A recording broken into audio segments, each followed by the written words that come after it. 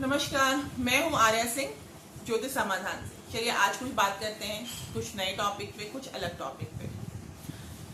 चलिए आज मैं बात करूंगी विश्व योग पे। आज सोमवार का दिन है, तो आज चंद्रमा को पकड़ते हैं, चंद्रमा ग्रह को पकड़ते हैं। ठीक है, चंद्रमा ग्रह को पकड़ते हैं। मैं बात कर रही हूँ उन लोगों को जिनको की बहुत ज्यादा मानसिक यातनाएं सहनी पड़ती हैं या मानसिक परेशानी सहनी पड़ती है। बहुत लोगों की कुंडली में ऐसे योग होते हैं जिससे कि इंसान अपने आप में बहुत टेंशन, बहुत स्ट्रेस लेता है ना। मैं बात कर रही हूँ उन लोगों की जिनको की दिमागी तौर पे वो बहुत सारी चीजों को हैंडल नहीं कर पाते, स्ट्रेस को सही जगह रिलीज नहीं कर पाते। ऐसा क्यों होता है? चलिए मैं बताती हूँ। कुछ लोग ऐसे होते हैं जिनकी कुंडली में शनि और चंद्रमा एक साथ बैठे रहते हैं। आप देखते होंगे ऐसे लोग आपको ऊपर से देखने में पता नहीं चलेगा, पर ऐसे लोग अंदर अंदर बहुत टेंशन लेते हैं और उनको अंदर स्ट्रेस से बहुत सारी बीमारियां हो जाती हैं। कभी कभी थायराइड हो जाता है, कभी कभी उनके मन में, कभी कभी उनको हैसिलिटेशन होता है। ठीक है, अब उसके बाद कभी कभी भ्रम होता है कि वहां पे कोई है। ठीक है, इस तरह की चीजें हो जाती हैं। कभी कभी इंसान अपने आप में बहुत ज्यादा सेल्फ पिटी करता है, अपने आप को बहुत ज्यादा अपने आप को कमजोर समझना या अपने आप को बहुत उसके अंदर कुंठा में चला जाता है। ठीक है, तो इंसान का माइंड जो है वो कुंठित भी हो जाता है। वो अपने आप पे सेल्फ पिटी, वो बहुत बुरा है, उसके साथ ऐसा क्यों हो रहा है, सारे जमाने का तकलीफ उसके साथ है, ऐसी सोच उसकी प्रवृत्ति में आ जाती है।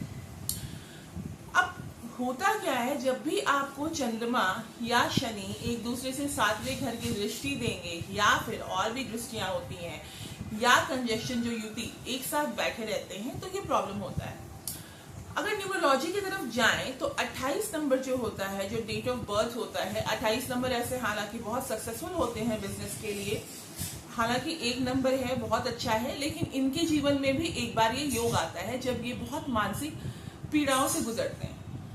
ठीक है, ऐसा नहीं है कि ये सिर्फ यही लोग गुजरते हैं या यही लोगों को इतनी मानसिक पीड़ा होती है। जब आप अपने छत के ऊपर किसी लोहे को रख देते हैं या कोई कचरा सामान छत के ऊपर रखते हैं और बारिश होती है और फिर से वहां लोहा जंग खाता है, तो ये फिर से योग आपकी कुंडली में ना रहते हुए भी आप अपनी कुंडली में खुद उत्पन्न करते हैं।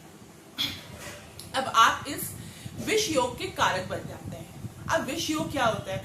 विष योग यही है कि जब जीवन में ये मानसिक परेशानी या रुकावट या इस तरह की चीजें देते हैं, है ना। तो इस सिंपल से आज मैं आपको रेमेडी बताऊंगी, आप करके देखिए। 3 से 6 महीने के बीच में आपको अपने में 40 से 50% का सुधार दिखेगा। कैसे दिखेगा वो मैं बताती हूँ। देखिए, हमारे घर में हम किचन में मसाले रखते हैं, है ना। हर मसाले की अपनी एक ऊर्जा होती है। गरम मसालों की अपनी ऊर्जा होती है, ठंडे जो मसाले होते हैं उनकी ऊर्जा होती है ना। इलायची की अलग ऊर्जा होती है, हल्दी की अलग ऊर्जा होती है।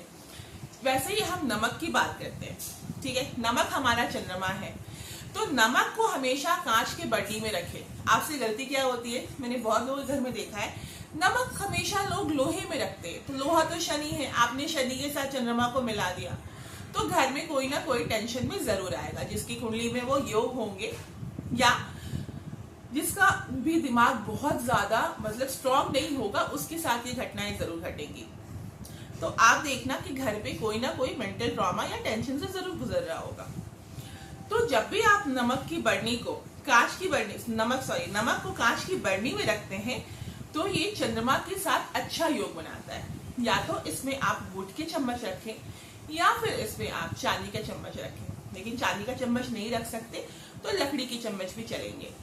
प्लास्टिक के कभी भी उपयोग में नहीं लाना चाहिए, क्योंकि प्लास्टिक जो होता है वो आपको बहुत नेगेटिव ऊर्जा देता है, वो बहुत कैंसरियस होता है। आप भी जानते होंगे कि प्लास्टिक में हर चीज, जबकि आजकल ओवन में आप सब प्लास्टिक का यूज करते हैं, जबकि यूज नहीं करना चाहिए। पहले जमाने के लोग बहुत स्वस्थ होते थे, है ना। हमारे जो दादाजी के टाइम में जो लोग होते थे वो बहुत स्वस्थ होते थे, क्योंकि उस समय बहुत सारी नेगेटिव चीजें नहीं थी, वो लोग बहुत हेल्थ कॉन्शियस थे। अब लोग के पास सुविधाएं बहुत आ गई हैं, तो प्रॉब्लम्स भी बहुत आ गए, है ना। तो हमें क्या करना चाहिए? हमें यही करना चाहिए कि हम छोटी छोटी चीजों को, छोटी छोटी रेमेडीज को अपने जीवन में उतार के उससे हम अपने जीवन को सुदृढ़ करें और अच्छी लाइफ अच्छी जिए। ठीक है, छोटी छोटी भी जो चीजें होती है ना, वो बहुत कारगर होती है। अब कैसे मैं बताती हूँ। आप जैसे ही इस कांच की बरनी का इस्तेमाल करेंगे, लोहे से आपने चंद्रमा को हटा दिया, नमक को हटाया, तो नमक जब आपको क्या करेगा, नमक फिर आपको मेंटल पीस देगा, क्योंकि आपने उस ग्रह को अलग किया।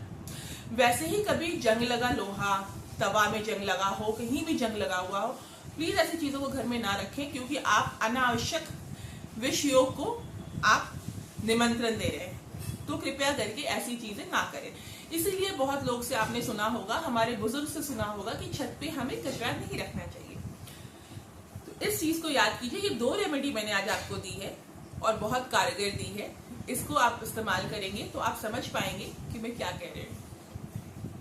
तो जब भी आपको लगे कि 28 तारीख, जो 2 और 8, 28 तारीख के जो तारीख में जो लोग जन्म लेते हैं, ये सक्सेसफुल तो होते हैं, बट इनके जीवन में आफ्टर 30 से 35 ये सक्सेसफुल होते हैं, ठीक है। उसके पहले इनके जीवन में थोड़ी सी पीड़ा रहती है। तो जब भी ऐसे हो, ऐसे लोगों को तो और भी नमक की मतलब जो नमक होती है वो कांच की बरनी में ही रखनी चाहिए। और कुंडली में जब भी 7वें घर से भी कोई दृष्टि देता है किसी ग्रह को, तो भी मत रखिए। अगर साथ में कहीं युति बना के बैठा है तो भी मत रखिए। कोशिश कीजिए, नमक ये हर किसी के लिए है कि नमक को आप कांच की बरनी में रखिए। नमक को कांच की बरनी में रखने के बाद आपके जो कुछ और भी चीजें होती हैं जो बहुत अच्छी हैं, आप देखेंगे कि आप संपन्नता की ओर बढ़ेंगे, लक्ष्मी का वास होने लगता है, क्योंकि लक्ष्मी, नमक जो है वो माँ लक्ष्मी है। नमक जो है वो लक्ष्मी का स्वरूप है। इसीलिए हम कहते हैं जल्दी हम रात में किसी को नमक नहीं देते। रात में नमक क्यों नहीं देना चाहिए? आप अपनी लक्ष्मी उसको दे रहे हो। इसलिए शाम में अगर कोई आपसे नमक मांगने आता है तो नमक, सुई, कहते हैं ना, प्याज और झाड़ू नहीं देना चाहिए। तो शाम के समय में कभी भी ये लक्ष्मी का प्रतीक है। तो जब आप लक्ष्मी को अच्छी जगह पे आप करोगे, आप उनको अच्छी जगह रखोगे, तो लक्ष्मी आपको और धन वैभव देने की ओर अग्रसर करती हैं। ये योग बनाती हैं। ऐसा नहीं है कि आप कुछ काम नहीं करेंगे तो आपके पास बहुत सारे धन आने लगेंगे, ऐसा बिल्कुल मत सोचिएगा। कर्म प्रधान होता है, क्योंकि लक्ष्मी जी को भी कर्म बहुत मान्य है, वो कर्म पे ही चलती हैं। तो आपको अपनी चीजों पे मेहनत खुद करनी होगी, लेकिन हाँ, ये एक सपोर्ट सिस्टम है। ये एक ऐसी चीजें हैं जो माँ लक्ष्मी का आशीर्वाद मिलता है। तो इसको जरूर करें अपने जीवन में और जरूर अपनाएं। चलिए, आज के लिए इतना ही। फिर अगली बार आऊंगी ऐसे कुछ छोटे छोटे वीडियो के साथ, जो कि आप अपने रोजमर्रा जिंदगी में करके बहुत स्वस्थ और खुशहाल रहेंगे। आगे दीजिए। राधे राधे।